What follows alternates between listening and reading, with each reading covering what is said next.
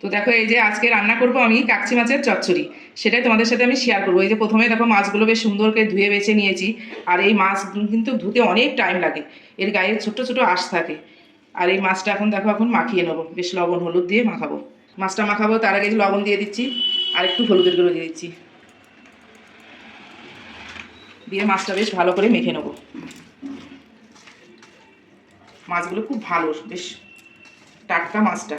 তো দেখো এই যে গ্যাসটা ধরিয়ে কড়াইতে তেল দিয়ে দিয়েছি, আর তেলটা দেখো গরম হয়ে গেছে। এই মাছগুলো একটু হালকা হালকা করে ভেজে নেব।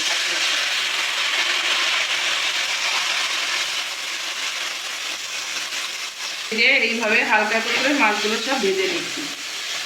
এই মাছগুলো আমি 3বারে মাছ ভাজছি, 3-4বার দিলেই ভালো হবে, নাহলে নরম মাছ তো।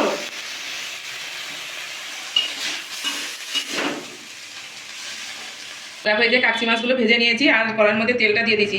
তেলের মধ্যে একটু কালো জিরা দিয়ে দিচ্ছি।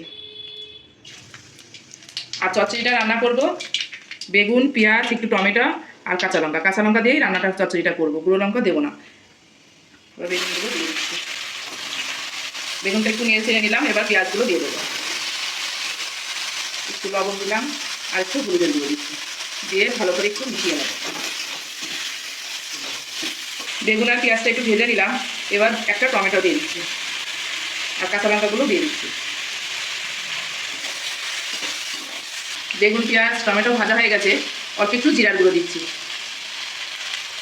আর একটু হলুদের গুঁড়ো। এবার একটু জল দিয়ে একটু কষিয়ে নেব। ওই যে জিরের গুঁড়োটা দিয়ে একটু কষিয়ে নিলাম। এবার ঝোলের জলটা দিয়ে দেবো, অল্প করেই দেবো, একটু মাখা মাখা করে চচ্চড়িটা করবো। এবার ঝোলটা ভালো করে ফুটিয়ে নেব, তারপরে মাছগুলো দিয়ে দেবো। তো দেখো এই যে ঝোলটা ভালো করে ফুটিয়ে নিলাম। এবার এই যে ভাজা মাছগুলো সব দিয়ে দেবো।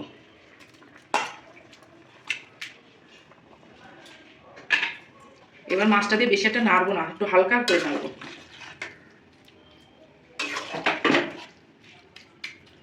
লবণ দিয়েছি, আর একটু লবণ লাগবে, আর ঝাল লবণ তোমাদের স্বাদ অনুযায়ী দেবে। এবার একটু ধনেপাতা দিয়ে দিচ্ছি।